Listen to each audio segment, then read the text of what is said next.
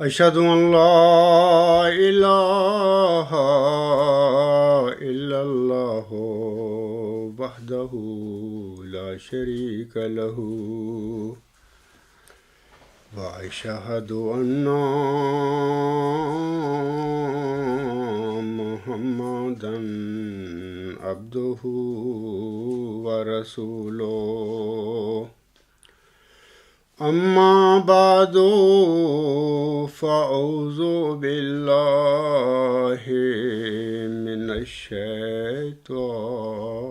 الرجيم بسم الله الرحمن الرحيم الحمد لله رب العالمين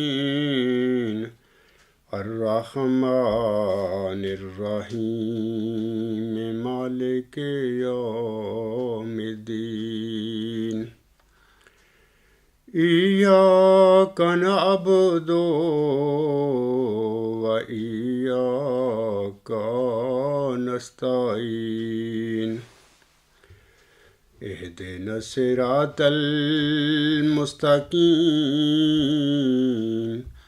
صراط الذين أنعمت عليهم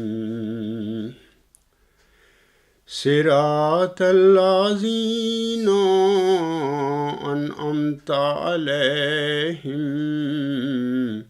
غير المغضوب عليهم ولا الضالين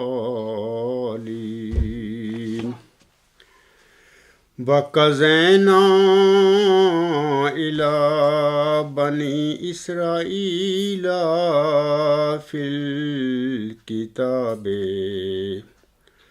لا تفسدن في الأرض مرتين ولا تعلن علوا كبيرا فإذا جاء وعد أولاهما بعثنا عليكم عبادا لنا أولي بأس شديدا فجاسوا خلال الديار وكان بعدا مفعولا ثم رددنا لكم الكرة عليهم وأمددناكم بأموال وبنينا وجعلناكم أكثر نفيرا إن أحسنتم لأنفسكم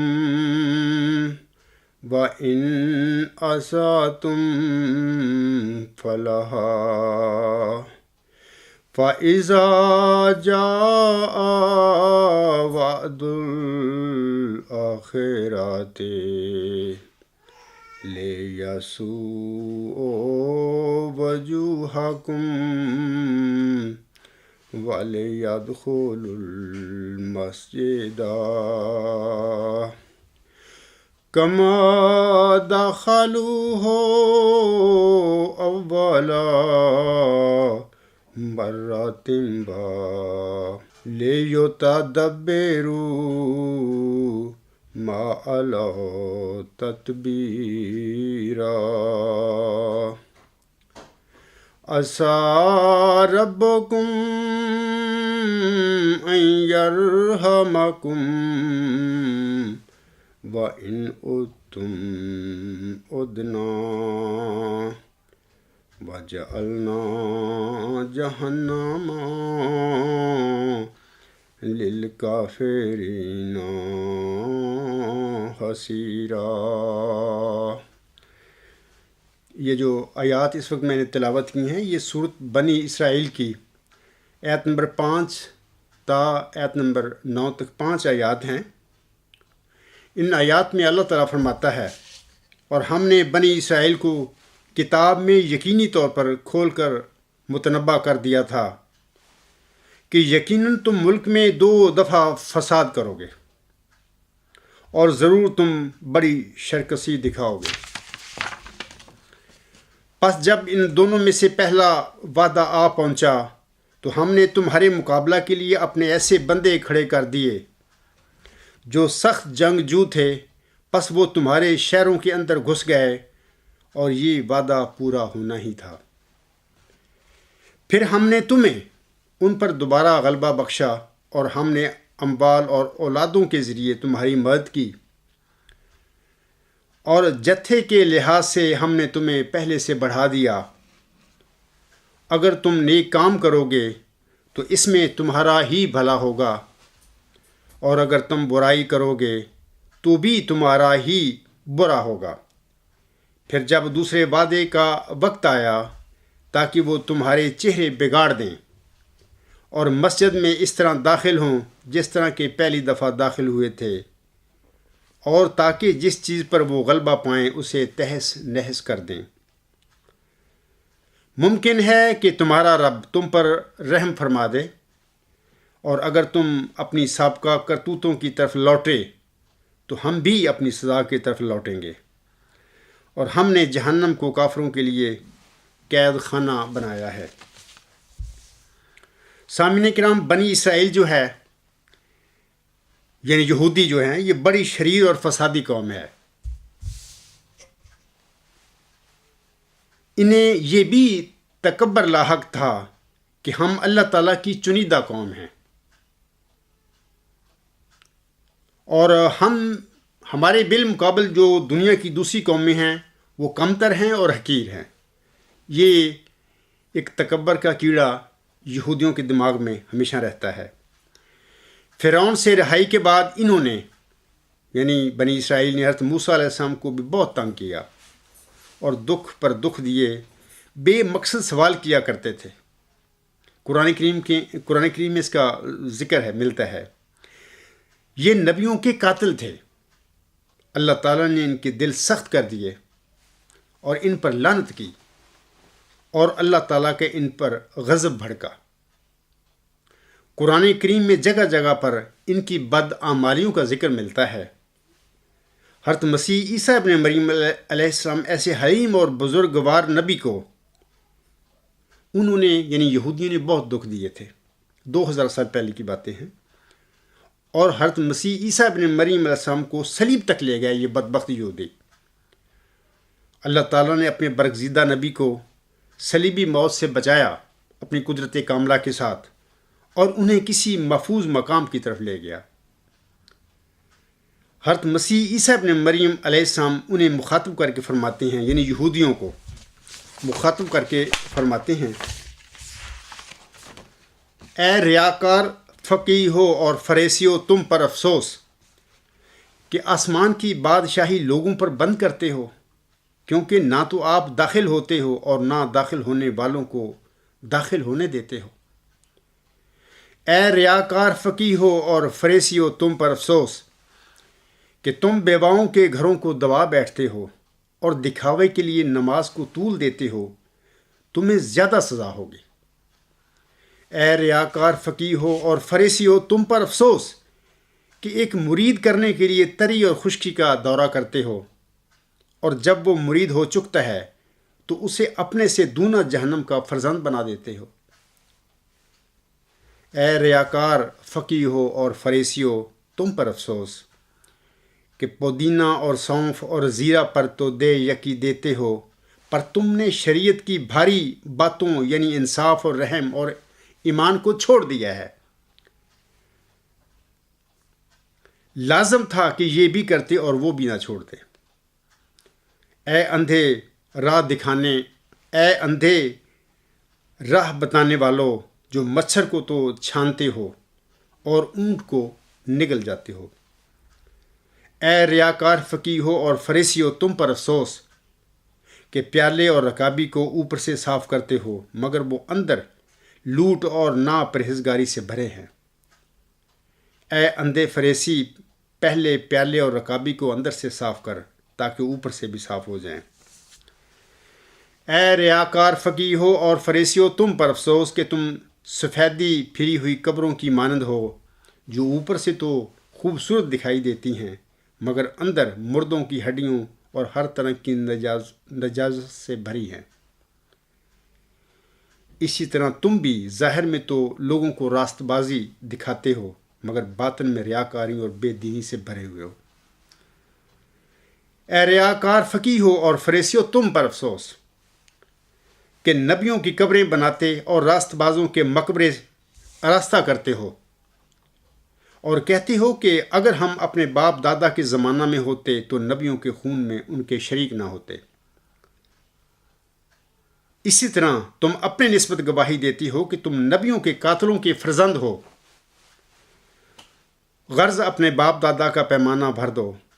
اے سانپو، اے افی کے بچو، تم جہنم کی سزا سے کیوں کر بچو گے؟ یہ جو حضرت مسیح عیسیٰ ابن مریم السلام نے یہودیوں کا ذکر کیا، یہ 2000 سال پہلے والے ان کے زمانے کے یہودیوں کی بات ہے، لیکن میں سامعین کو بتانا چاہتا ہوں آج جماعت احمدیہ محمود کا بالکل بین ہی ان کے مولویوں کا یہی حال ہے، جو حضرت مسیح عیسیٰ ابن مریم علیہ السلام نے 2000 سال پہلے یہودیوں کو مخاطب کر کے کہا تھا۔ یہودی جو بدعمالیاں کرتے تھے، یہودیوں کے مولوی جو تھے، فقیہ جو تھے، جو بد کام کرتے تھے، جن کے قول و فعل میں تضاد تھا، جن کا ظاہر کچھ اور تھا اندر کچھ اور تھا، آج بین ہی ساری صورتحال جو ہے یہودیوں والی، آج جماعت احمدیہ محمود کے خلیفوں اور مولویوں میں ہم بالکل 100% دیکھ سکتے ہیں۔ سامعین کرام، سورت بنی اسرائیل کی آیت نمبر 9 جس کو آپ میں نے ابھی تلاوت بھی کی ہے اور پڑھی بھی ہے، اس کو پڑھا بھی ہے، اس کے حوالے سے محمدی مریم حضرت مرزا غلام احمد علیہ السلام اپنی کتاب براہین احمدیہ روحانی خزائن جلد 1 صفحہ 601 تا 602 حاشیہ در حاشیہ پر فرماتے ہیں۔ حضور اسلام فرماتے ہیں،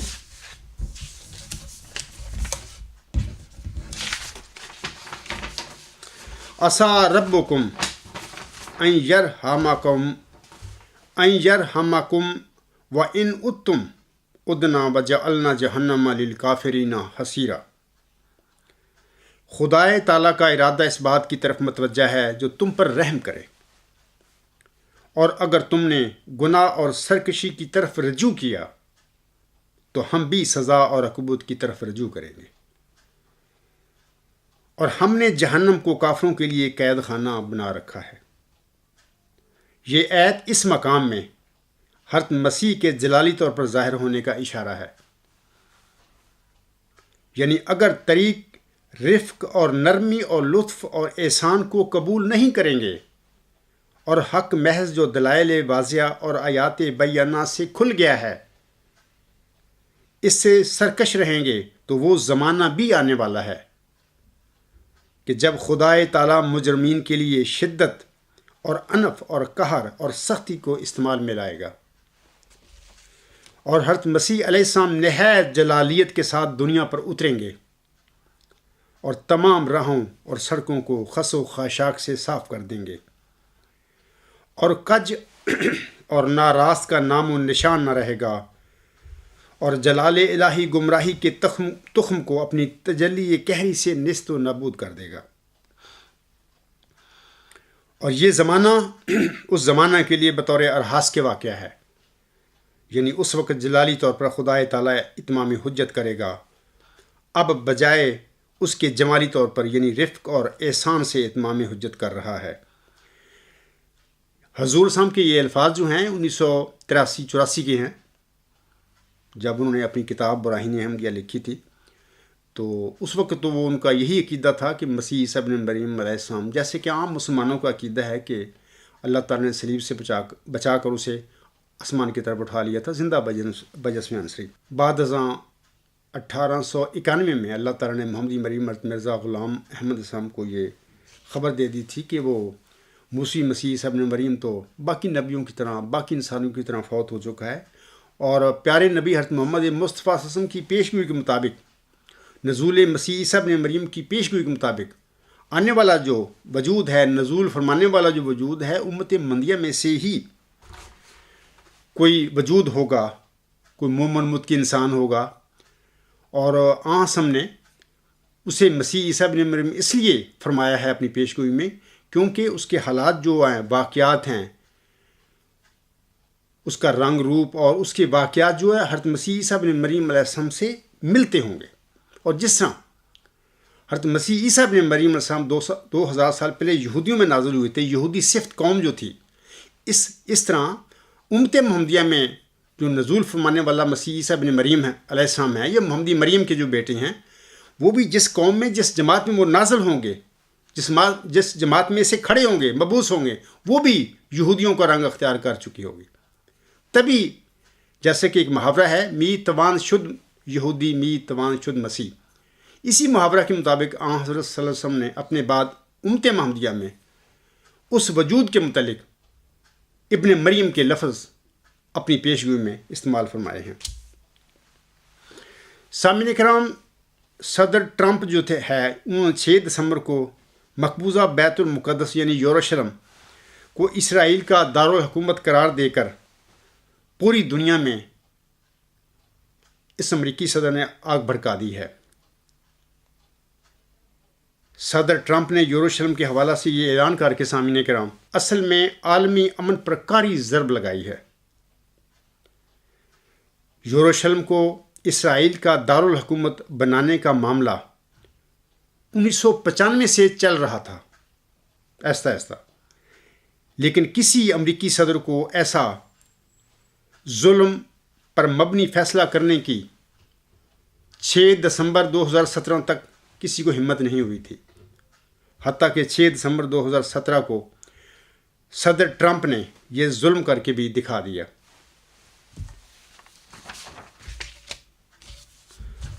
میں اگلی باتیں بعد میں بتاؤں گا اس جو صدر ٹرمپ صاحب کا یہ فیصلہ ہے اس کے حوالہ سے، لیکن میں آپ لوگوں کو تھوڑا سا پہلے بتانا چاہتا ہوں کہ یہ جو فلسطین ہے اس کا معاملہ کیا ہے۔ اس کے متعلق میں اس کے تاریخی پس منظر جو ہے فلسطین کا، اس کے متعلق میں چاہتا ہوں کہ تھوڑا سا آپ لوگوں کو بتا دوں۔ سامعین کرام، معلوم تاریخ کے مطالعہ سے پتہ ملتا ہے کہ حضرت یعقوب علیہ السلام کی اولاد اس علاقہ میں رہائش پذیر تھی، یعنی فلسطین جو اس وقت جو علاقہ ہے اس میں وہ رہائش پذیر تھی۔ حضرت یعقوب علیہ السلام کے بیٹوں نے بھی اس علاقے پر حکومت کی۔ 721 قبل مسیح میں اشوریوں نے اس پر قبضہ کیا، پھر اہل بابل، اہل فارس اور اہل مقدونیہ اس پر یکے بعد دیگرے حکومت کرتے رہے۔ 320 قبل مسیح میں بطلیموس نے اور 66 قبل مسیح میں رومیوں نے اسے تباہ و برباد کیا۔ 636 قبل مسیح میں اس پر بز نتینی حکومت کرتے رہے۔ اس سال عربوں نے فتح کیا اسے۔ 12ویں صدی عیسوی میں یہودیوں نے مسلمانوں کا قبضہ ختم کرنے کے لیے صلیبی جنگیں لڑی۔ اس کے باوجود فلسطین مسلمانوں کی عملداری میں ہی رہا۔ 516 عیسوی میں ترکوں نے فتح کر لیا، یعنی اس فلسطین کو۔ پہلی جنگ عظیم کے خاتمے تک یہ ترکوں کے قبضے میں رہا۔ 1897 میں تھیوڈور ہرزل جو تھا اس نے فلسطین کو یہودیوں کی ریاست میں بدلنے کی مہم کا آغاز کیا۔ اس سلسلہ میں بیسل میں پہلی صہیونی کانگریس میں یہ فیصلہ کیا گیا کہ آج سے تمام صہیونیوں کا واحد مقصد فلسطین میں یہودی ریاست کا قیام ہوگا۔ پہلی جنگ عظیم کے آغاز کی بنا پر یہودیوں کی اس تحریک کو اور بھی پنپنے کا موقع ملا اور عملی طور پر اس کے قیام کی تیاریاں شروع ہو گئیں۔ پہلی جنگ عظیم ہی کے دوران برطانوی حکومت نے عرب ممالک کی امداد حاصل کرنے کی غرض سے شریف مکہ سے گفت و شنید کی۔ شریف مکہ نے دوسرے عرب سرداروں اور حکمرانوں سے مشورہ کرنے کے بعد برطانوی حکومت کو مطلع کیا کہ عرب ممالک برطانوی حکومت کو صرف اس شکل میں جنگی ساز و سامان مہیا کر سکتے ہیں کہ جنگ کے بعد ان کی آزادی و خود مختاری کا اعلان کرنے کا وعدہ کیا جائے۔ برطانوی حکومت نے جنگ جیتنے کے لیے عربوں کی یہ شرط مان لی اور کچھ عرصہ بعد عرب ممالک کی سرحدوں کا تعین کر دیا۔ بعد ازاں یہ سوال موضوع اختلاف بن گیا کہ آیا فلسطین کو بھی ان علاقوں میں شمار کرنا چاہیے تھا یا کہ نہیں۔ 2 نومبر 1917 کو برطانیہ کے وزیر خارجہ مسٹر بلفور نے برطانیہ میں مقیم یہودیوں کی فیڈریشن کے چیئرمین لارڈ شیلڈ کے نام ایک خط روانہ کیا، جس میں کہا گیا تھا کہ ہیز میجسٹی کی حکومت فلسطین میں یہودی عوام کے لیے ایک قومی وطن کے قیام کو پسندیدگی کی نگاہ سے دیکھتی ہے اور اس مقصد کے حصول کو آسان بنانے کے لیے اپنی بہترین کوششیں صرف کرے گی۔ یہ بات بھی واضح طور پر سمجھ لی جائے کہ کوئی ایسا قدم نہیں اٹھایا جائے گا جس سے فلسطین میں موجود غیر یہودی قوموں کے شہری یا مذہبی حقوق یا کسی دوسرے ملک میں مقیم یہودیوں کے حقوق اور سیاسی حیثیت پر زد پڑتی ہو۔ بعد ازاں یہی مکتوب اعلان بلفور کے نام سے موسوم ہوا۔ پہلی جنگ عظیم کے خاتمہ پر اسی اعلان کی بنیاد پر برطانیہ کو فلسطین پر انتداب منڈیٹ قائم کرنے کا اختیار دیا گیا۔ اس انتداب کی روح سے یہ قرار پایا سامعین کرام کہ برطانیہ فلسطین میں یہودیوں کا قومی وطن قائم کرے اور فلسطین کو بالآخر آزاد و مختار کرنے کی غرض سے ملک میں جمہوری اداروں کو نشوانو میں مد دے۔ چنانچہ اس کے فوراً بعد فلسطین میں یہودیوں کا داخلہ شروع ہو گیا اور اس کے ساتھ ساتھ عربوں اور یہودیوں میں آویزش بھی شروع ہو گئی۔ فلسطین میں یہودیوں کے داخلہ کے باعث عربوں اور یہودیوں کے مابین اختلافات اور فسادات کے سد باب کے لیے دونوں فریقوں کے مابین متعدد بار سمجھوتے کی جو کوششیں ہوئیں، ان میں 1939 کی یہودیوں اور عرب نمائندوں پر مشتمل ناکام کانفرنس بھی شامل ہے۔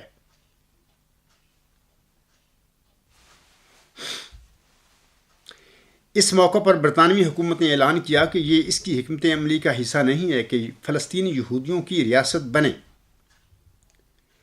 اس نے عربوں کے اس دعوے کو بھی تسلیم کرنے سے انکار کر دیا کہ فلسطین عرب ریاست بنے، نیز اس کا مقصد تو خود مختار فلسطین قائم کرنا ہے جس میں مسلمانوں اور یہودیوں کو حکومت کرنے کے مساوی حقوق حاصل ہوں۔ برطانوی حکومت نے کرتاس ابیض بھی شائع کیا۔ اس میں یہ کہا گیا کہ فلسطین میں صرف 5 سال تک 75,000 یہودی داخل ہوں گے، مگر عربوں اور یہودیوں نے اس کرتاس ابیض کو تسلیم کرنے سے انکار کر دیا۔ دریں اثنا دوسری عالمگیر جنگ شروع ہو گئی سامعین کرام، چنانچہ یہ مسئلہ کھٹائی میں پڑ گیا۔ دوسری جنگ عظیم کے فوراً بعد یہودیوں کی ایجنسی برائے فلسطین نے نازی کیمپوں سے بچے کھچے یہودیوں کو جہازوں میں بھر کر فلسطین پہنچا دیا اور اس طرح ان کی آبادی 75,000 کی بجائے 2 لاکھ ہو گئی۔ عربوں نے اس کے خلاف برطانوی حکومت سے شدید احتجاج کیا۔ اس ضمن میں عربوں اور برطانوی حکومت کے مابین کئی بار گفت و شنید بھی ہوئی، مگر ہر بار عربوں نے یہودیوں کی فلسطین میں آباد کاری کی مخالفت کی۔ سامعین کرام، 1947 میں یہ مسئلہ اقوام متحدہ میں پیش کیا گیا۔ جنرل اسمبلی نے اس کے حل کرنے کے لیے 11 رکنی کمیٹی تشکیل کی۔ اس کمیٹی کے قیام کا مقصد فلسطین کے تمام حقائق معلوم کر کے اسمبلی میں ایک مفصل رپورٹ پیش کرنا تھی۔ ارکان کی کمیٹی کی اکثریت نے فلسطین عربوں اور یہودیوں کو 2 ریاستوں پر مشتمل ایک وفاق قائم کرنے کی سفارش کی۔ ارکان کمیٹی کی اقلیت مشتمل بار نمائندگان ایران، ہندوستان اور یوگوسلاویہ نے اپنی علیحدہ رپورٹ میں فلسطین کے لیے ایک وحدانی نظام حکومت قائم کرنے کی سفارش کی۔ علاوہ ازیں 2 سب کمیٹیاں بھی تشکیل دی گئیں۔ پہلی کمیٹی میں وہ نمائندے شامل کیے گئے تھے جو تقسیم فلسطین کے حق میں تھے۔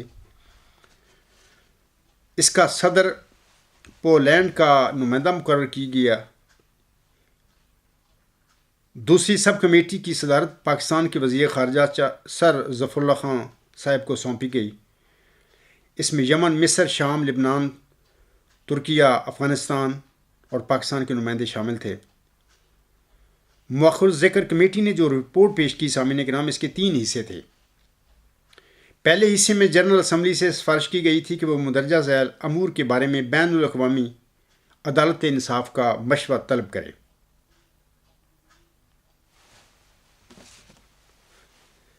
نمبر 1، کیا فلسطین بھی ان ممالک کے زمرے میں آتا جنہیں یہ پہلی عالمگیر جنگ کے بعد آزادی اور خود مختاری دینا تھی جنہوں نے، اور اگر فلسطین بھی ان ممالک میں شامل ہوتا ہے تو اسے آزاد و خود مختار قرار دینے میں کون سا عنصر مانے تھا؟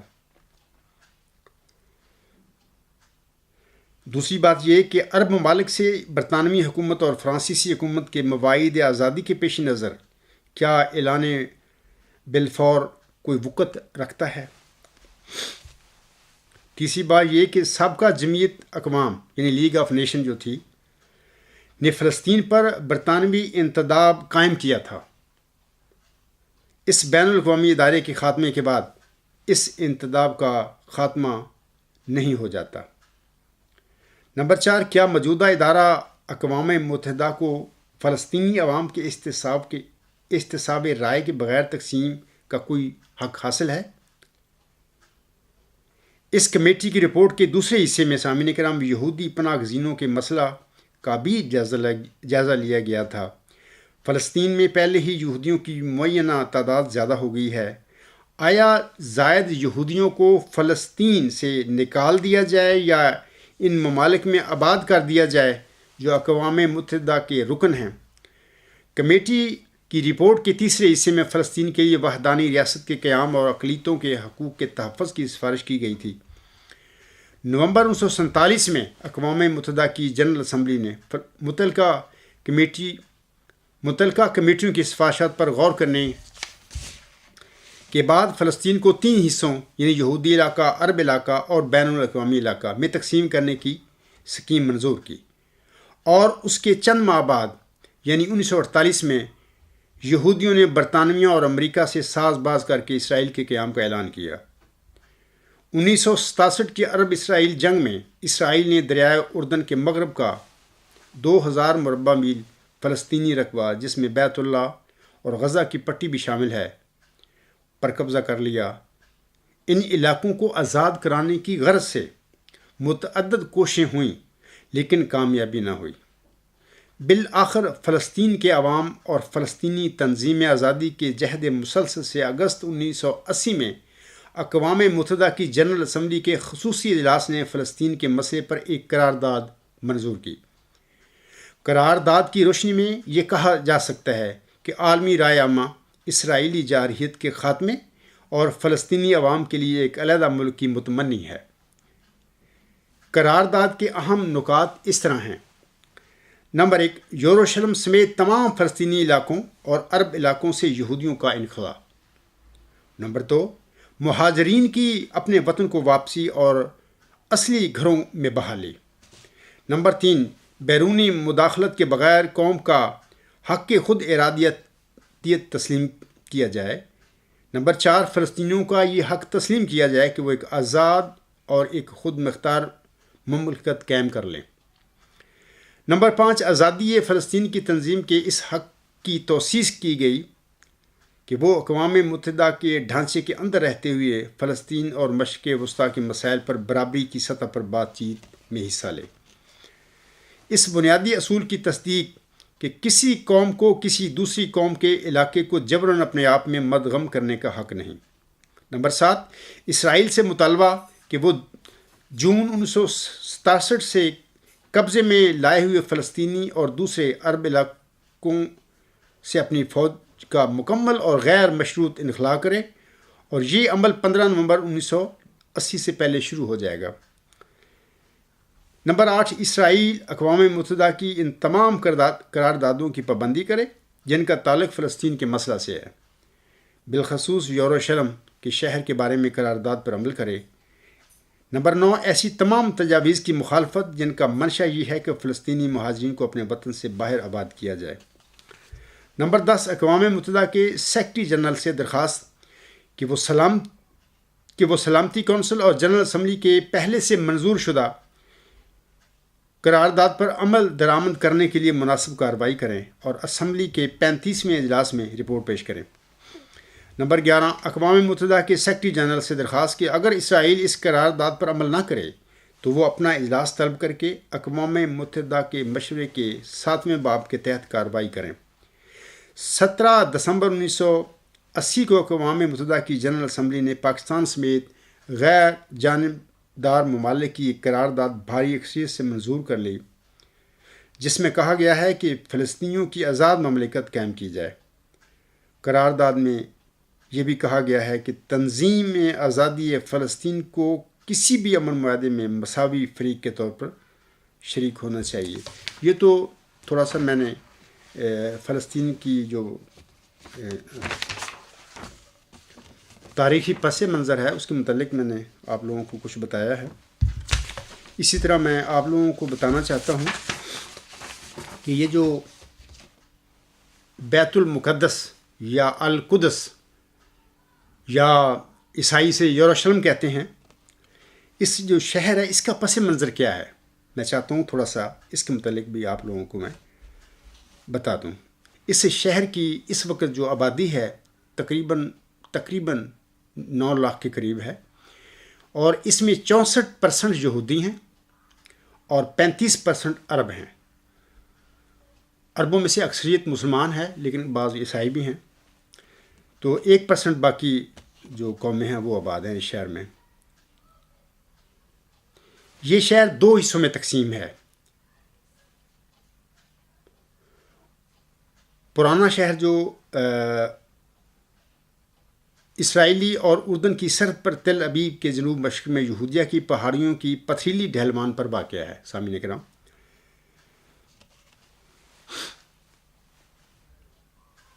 1950 میں جدید شہر کو اسرائیل کا دارالحکومت قرار دیا گیا تھا۔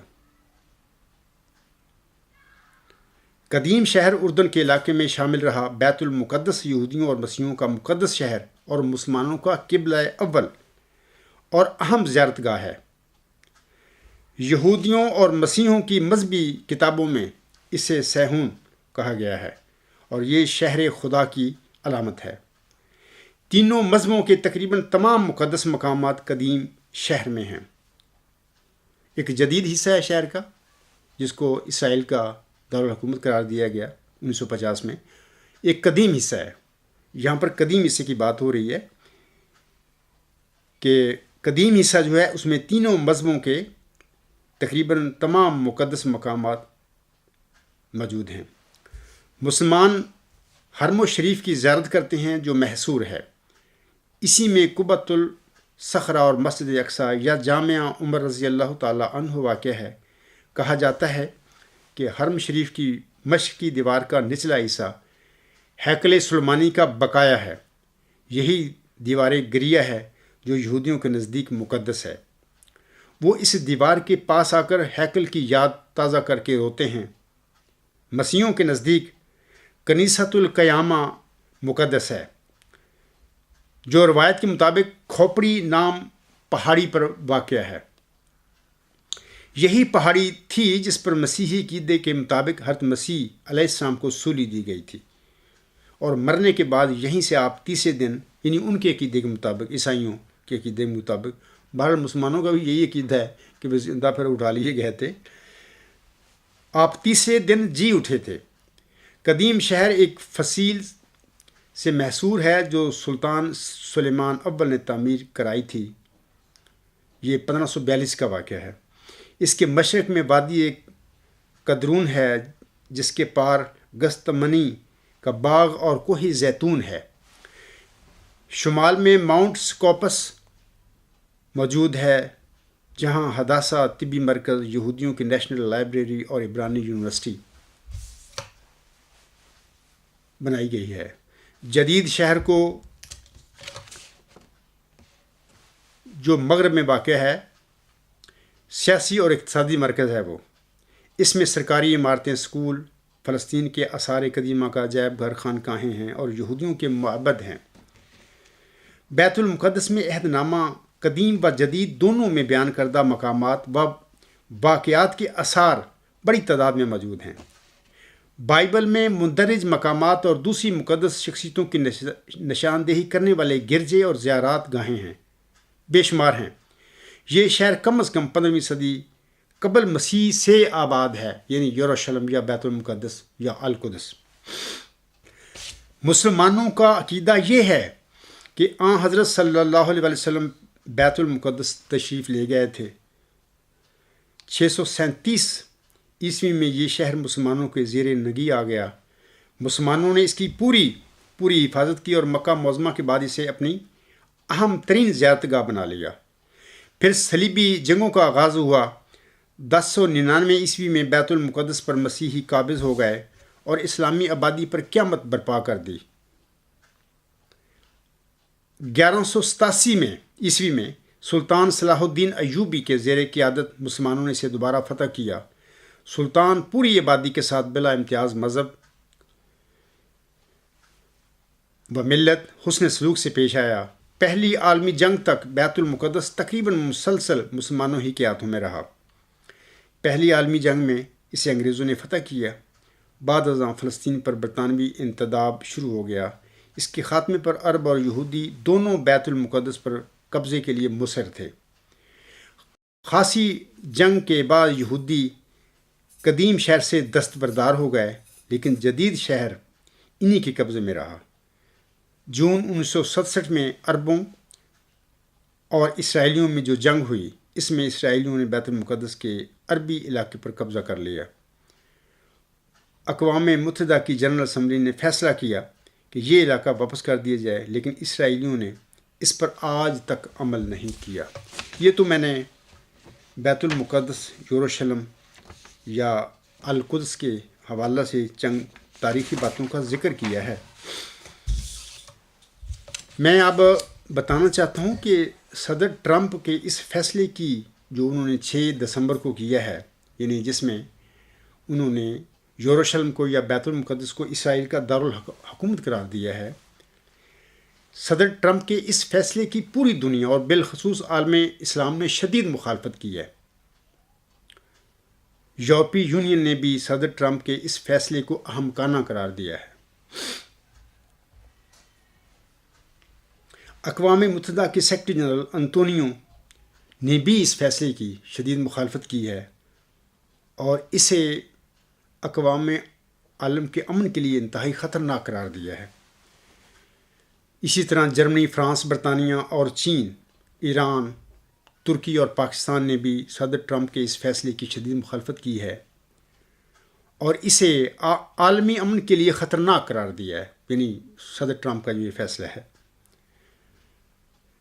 کینیڈا اور میکسیکو نے اپنے سفارتخانے یروشلم منتقل نہ کرنے کا اعلان کیا، یعنی صدر ٹرمپ کے اس اعلان کے بعد۔ OIC اور عرب لیگ نے بھی، سامعین کرام، صدر ٹرمپ کے اس فیصلے کو انتہائی غلط اور انتہائی احمقانہ اور انتہائی ظالمانہ قرار دیا۔ میں بتانا چاہتا ہوں اپنے سامعین کو کہ دیکھیں کہ اس وقت جو مسلمان ممالک کی حالت ہے وہ ان کے سربراہ جو ہیں، اکثریت کی میں بات کرتا ہوں، اکثریت جو سربراہوں کی حال ہے وہ منافق، غدار، امت مسلمہ کے دشمن اور مغرب کے ایجنٹ ہیں۔ یہ سارے نہیں، بعض ایسے بھی ہیں جو نیک طبع ہیں اور امت محمدیہ کا درد بھی رکھتے ہیں، لیکن وہ قلیل تعداد میں ہیں، لیکن اکثریت جو ہے وہ منافقوں کی ہے۔ اور یہ جو لوگ ہیں، یعنی منافق جو سربراہ ہیں مسلمان ملکوں کے، یہ مسلمان ممالک کے جو وسائل ہیں مغرب کے ساتھ مل کر اس کی بندر بھاٹ کر رہے ہیں، اپنی جیبیں بھی بھر رہے ہیں، اپنے خاندانوں کو ان کی جڑیں مضبوط کر رہے ہیں، قوم کا نہیں سوچ رہے، مسلمانوں کو نہیں سوچتے، باقی مغرب کو جو وسائل ہیں مسلمان ملکوں کے، ان کی جو فائدہ ہے مغرب کو پہنچا رہے ہیں۔ تو بہرحال دوسری بات یہ بھی ہے کہ میں آپ سے بتانا چاہتا ہوں کہ علامہ اقبال نے ایک شعر کہا ہے، بڑا اچھا ہے، بڑا حکیمانہ ہے۔ وہ کہتے ہیں تقدیر کے قاضی کا یہ فتویٰ ہے ازل سے، ہے جرم ضعیفی کی سزا مرگ مفاجات۔ یعنی یہ جو کمزور ہوتا ہے نا انسان، اس کے لیے مرنا ہی ضروری ہوتا ہے کہ وہ مر جائے۔ یعنی جینے کے لیے ضروری ہے کہ اپنے آپ کو مضبوط کیا جائے، مادی لحاظ سے مضبوط کیا جائے، اور مقابلہ کرنے کے لیے اپنے طاقت کو میں اضافہ کیا جائے۔ اور اگر کوئی قوم، کوئی ملک یا کوئی امت کمزور رہے گی تو پھر خدا تعالیٰ کا یہی فیصلہ ہے کہ پھر وہ ختم ہو جائے۔ جیسے کہ سورۃ رعد میں بھی اللہ تعالیٰ نے فرمایا ہے، ان اللہ لا یغیر ما بقوم حتی یغیروا ما بانفسہم۔ اللہ فرماتا ہے کہ میں نے کبھی کسی قوم کی حالت نہیں بدلی جب تک وہ خود اپنی حالت نہیں بدلتے۔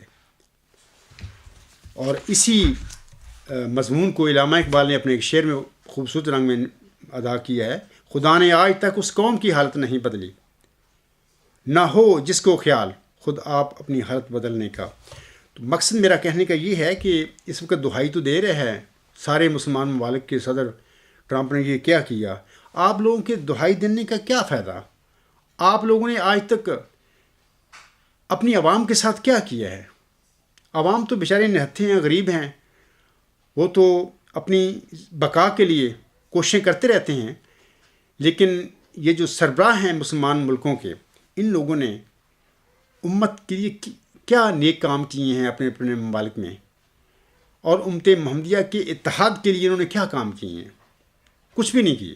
بلکہ آج بھی اگر دیکھیں تو پورے مسلمان جو ہیں تقریباً 60 کے قریب ہیں، آپس میں باہمی رکاوٹیں ہیں، ان کی لڑائیاں جاری ہیں۔ مثال کے طور پر مشرق وسطیٰ میں آج کل وہ قطر کا مسئلہ ہے، وہ سارے اس کا بائیکاٹ کر کے بیٹھے ہوئے ہیں۔ ایران سے مسلسل ایک دشمنی ہے عرب ممالک کی۔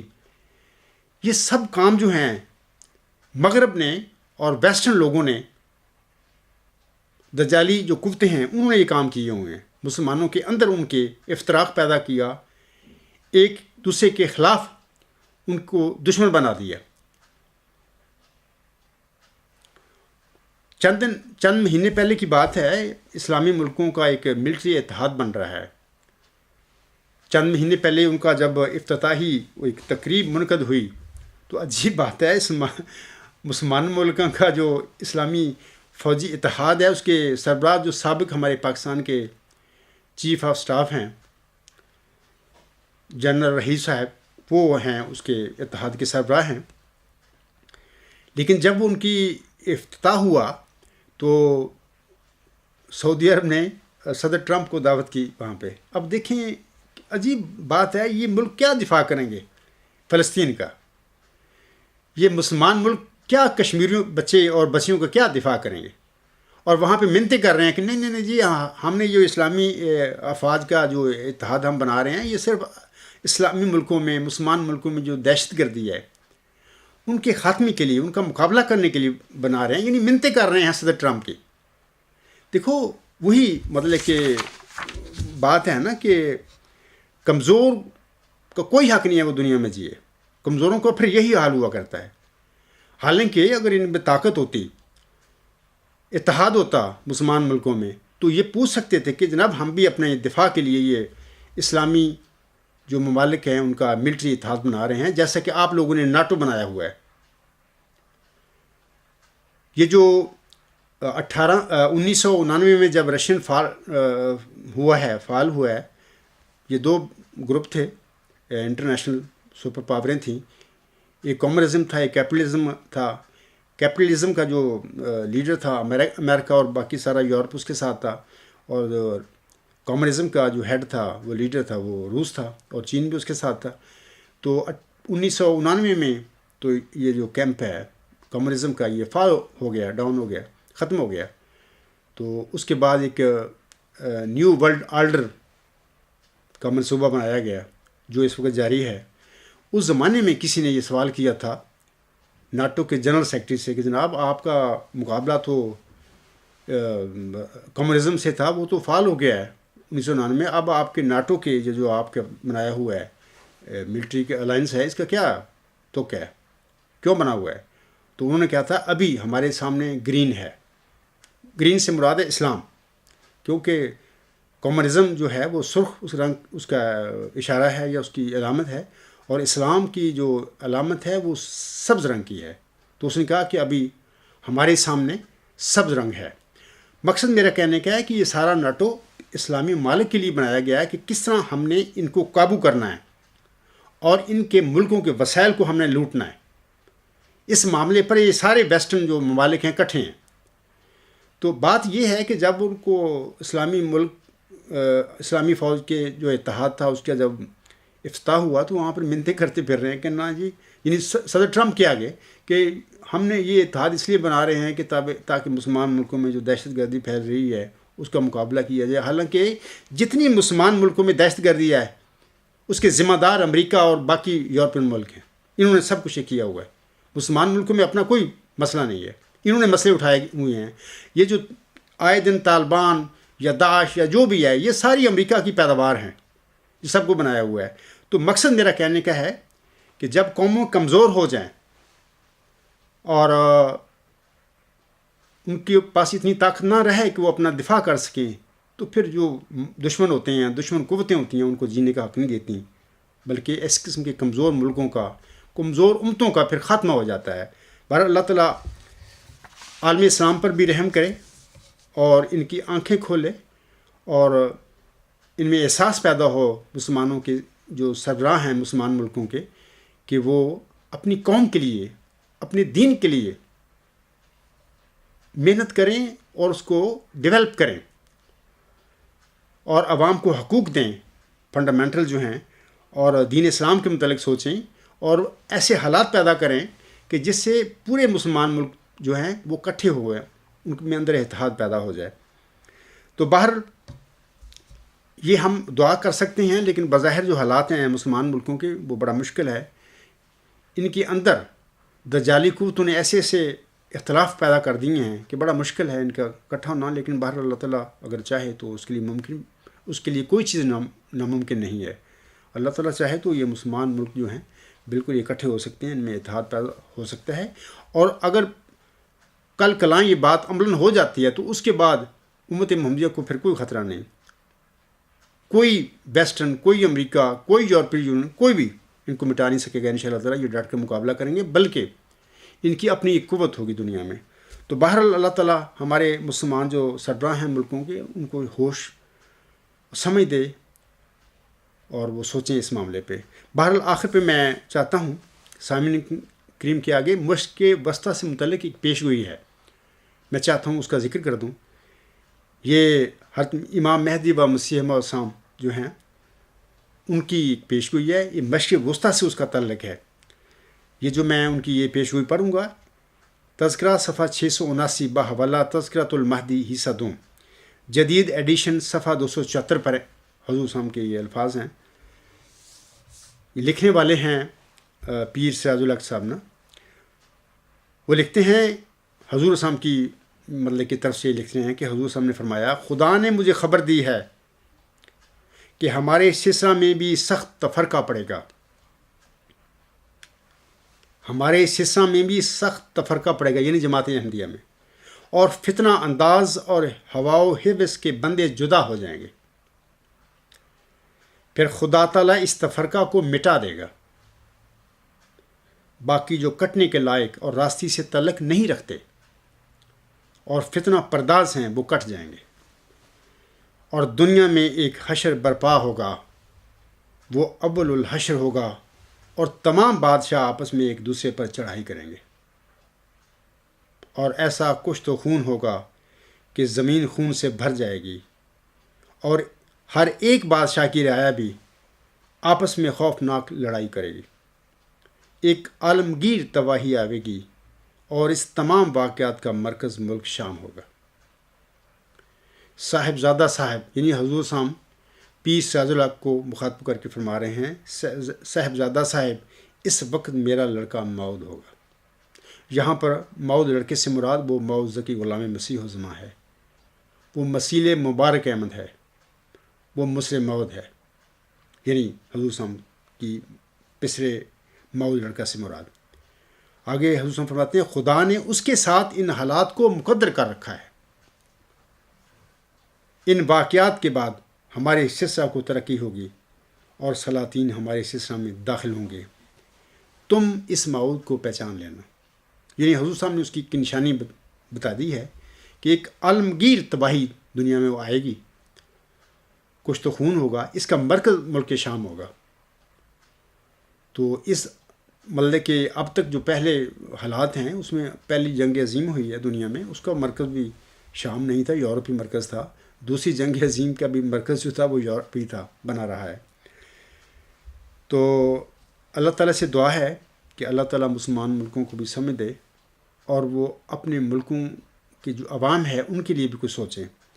اور یہ جو متنازع علاقے ہیں، مثال کے طور پر فلسطین ہے اور کشمیر کا مقبوضہ علاقہ ہے، ان میں اکٹھے ہو کر جو حقوق ہیں، بنیادی آزادی ہے، رستگاری ہے کشمیریوں کی یا فلسطینیوں کی، اس کے لیے مل جل کر کام کریں۔ تو بہرحال یہ جو اسرائیل ایک ملک ہے چھوٹا سا، یہ صرف اسرائیل نام ہے اس کا، دراصل وہ امریکہ ہے اس کی پشت پر۔ اور ہم اس کو انگلینڈ کو بھی، برطانیہ کو بھی کہہ سکتے ہیں، یا یورپین جو ممالک ہیں ان کی بھی ہمدردیاں زیادہ تر اس چھوٹے سے ملک کے ساتھ ہیں۔ ایک مسئلہ ہے بہرحال دنیا کے لیے۔ میں سمجھتا ہوں کہ زندگی میں ایک پولیٹیکل سائنس کا طالب علم رہا ہوں، میں سمجھتا ہوں کہ آئندہ زمانے میں جو تباہی آنی ہے دنیا میں، انتہائی خطرناک جو قیامت برپا ہو جانی ہے ایک قسم کی ہلاکت کے لیے، کشت و خون کی، جس کا حضور صلی اللہ علیہ وسلم نے ذکر فرمایا ہے اپنے اس پیشگوئی میں، اس کی موجب یہ جو اسرائیل ملک ہے اس نے بننا ہے، اور اس کی جارحانہ جو اس کی جارحانہ پالیسیاں ہیں وہ اس کا موجب بننے والی ہیں اور بڑی جلدی بننے والی ہیں۔ مستقبل قریب میں یہ بات آپ سب دیکھیں گے کہ یہی ملک جو اسرائیل ہے، یہ اور اس کی جارحانہ جو کارروائیاں ہیں اس کا موجب بنے گی دنیا میں، ایک کچھ تو خون ہوگا، ایک قیامت آ جائے گی۔ تو بہرحال ہم سب مسلمانوں کو سوچنا چاہیے اس بارے میں کہ اگر کل کلائیں یہ ایسا واقعہ ہوتا ہے تو اس وقت پھر مسلمان ملکوں کی بقا کے لیے کیا ہم نے کرنا ہے۔ سامعین کرام، آج فلسطین اور کشمیر کے بچے بچیاں اپنی رستگاری کے لیے کسی محمد بن قاسم اور کسی طارق بن زیاد کو آوازیں دے رہے ہیں۔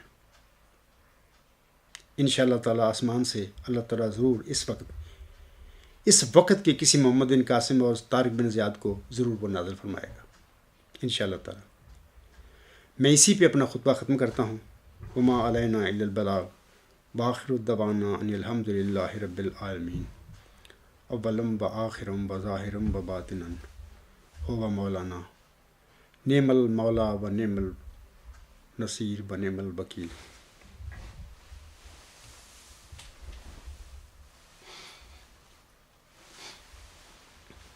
الحمد للہ نحمدہ ونستعینہ ونستغفرہ ونؤمن بہ ونتوکل علیہ ونعوذ باللہ من شرور انفسنا ومن سیئات اعمالنا۔ من یہدہ اللہ فلا مضل لہ ومن یضللہ فلا ہادی لہ۔ ونشہد ان لا الہ الا اللہ ونشہد ان محمدا عبدہ ورسولہ۔ عباد اللہ رحمکم اللہ ان اللہ یأمر بالعدل والإحسان وإیتاء ذی القربى وینہی عن الفحشاء والمنکر والبغی یعظکم لعلکم تذکرون اذکروا اللہ یذکرکم وادعوہ یستجب لکم ولذکر اللہ اکبر.